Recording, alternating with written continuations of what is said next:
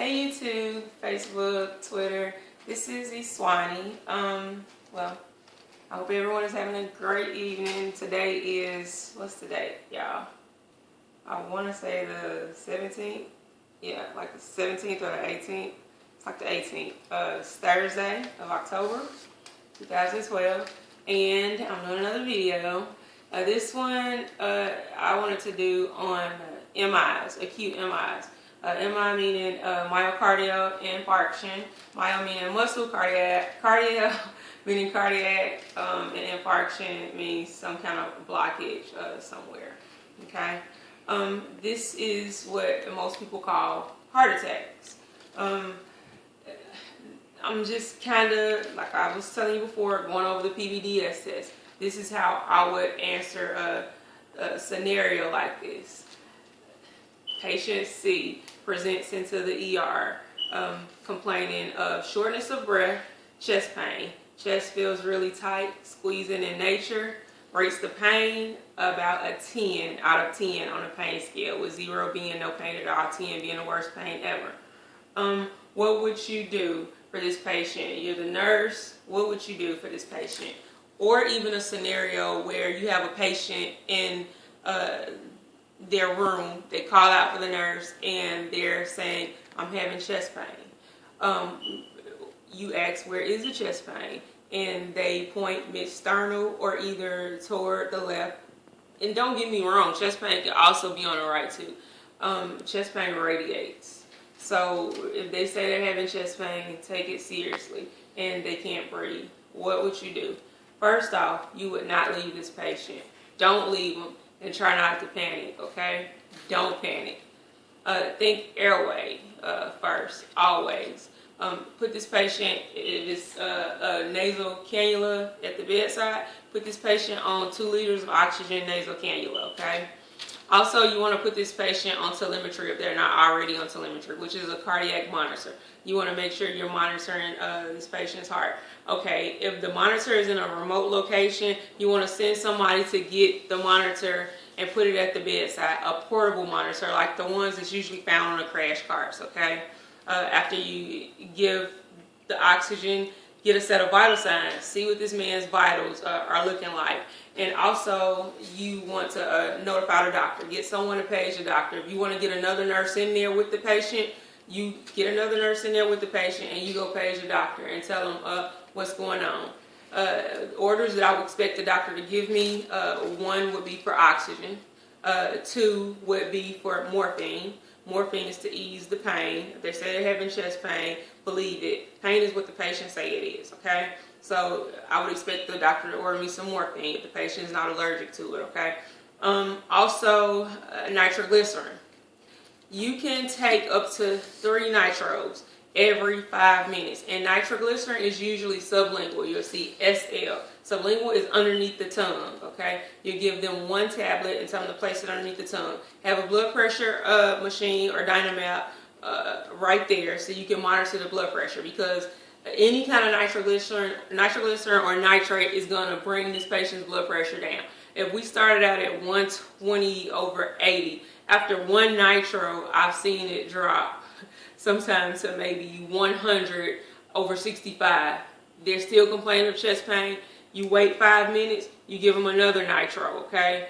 While you're also looking at the cardiac rhythm for a change in cardiac rhythm. But you give them another nitro. If you give them another nitro and it hits well below 90 or in the 80s, that's it. They can't have any more nitro. We need another plan, okay? And also, you would probably anticipate the doctor order an aspirin, maybe a 325 milligram aspirin, a full-strength aspirin, and that's to kind of thin the blood a little bit. I would also expect the doctor to give me orders for maybe a Lovenox shot, some kind of blood thinner, Lovenox fragment, heparin, something to kind of thin that blood out. I would also expect the doctor to give me an order for a stat EKG. Some of these things you kind of just do yourself. You got somebody who's having chest pain, I'm going to page the doctor, but I'm going to get respiratory up there to get an O2 sat, EKG, stat, and start drawing some enzymes. I would also expect the doctor to give me an order to draw some labs, cardiac enzymes, troponin, CPK, CKMPs, cardiac enzymes, such as those.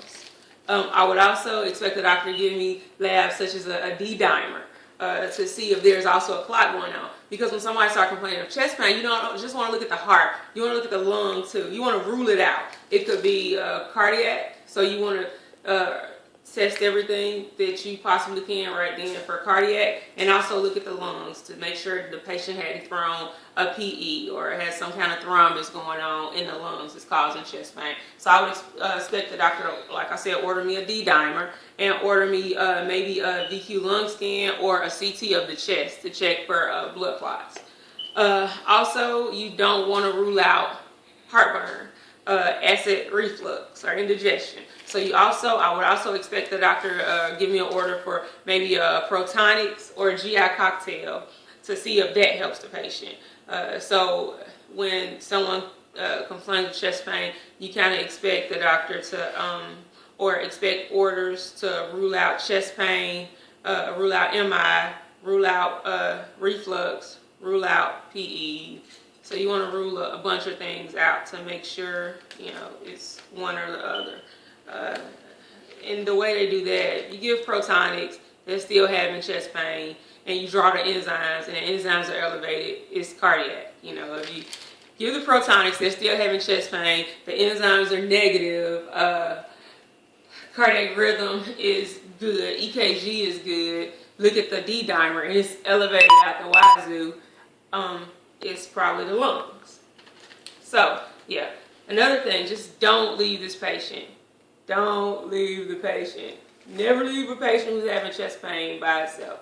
His or herself. Never leave them. You can get somebody else in there while you go get those orders, but never leave this patient by itself.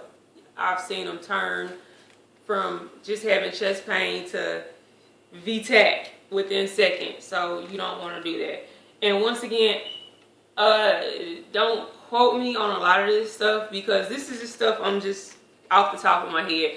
I hadn't cracked open any books to do this. This is stuff when I think about it, or say I want to do a video on this subject, I jot down some things that I think about that I'm used to doing in my field. It's what I do every day. So I don't use any books to do this. Now, if anyone has a question about anything or something I can't answer, yeah, I'll go to a book and look it up, okay? Let's see if I got anything else. Some orders or some doctors will order like a low pressor or a beta blocker, a low dose like 12.5 or 25 to get more perfusion to the heart. Let's see, I told you about the telemetry. If the chest pain does not subside, and even if it does subside, this patient had chest pain, I would also expect the doctor to give me an order to consult cardiology as well, as soon as possible. Let's see. Oh my God. I think that's it. That's how I would take care of a patient who's having acute chest pain or angina, as we call it. And if you have any questions, just let me know. My next video, maybe tonight or tomorrow, I'll go into detail of this same patient who had the chest pain and who kind of fell unconscious. Changing cardiac rhythm, what do? That's when you start talking ACLS and start talking codes and start talking pushing some major cardiac drugs. So that'll be on my next video. I try my best to do that. But right now the patient is still alive. We gave him some nitro, 2 of them. The chest pain is stopped. We gave him some oxygen. We gave him some morphine. Patient is okay. We rate the pain again. Pain scale from 0 to 10, 0 being no pain at all, 10 being the worst pain ever. The patient rates it a 3, okay? So we went from a 10 to a 3. What we do is get that patient comfortable in bed. The doctor is aware of what's going on. hopefully I got a cardiology consult so a cardiologist can come see this patient soon, and we just continue to watch them on telemetry. So if anybody have any questions about this video, let me know, and y'all have a blessed night. Bye.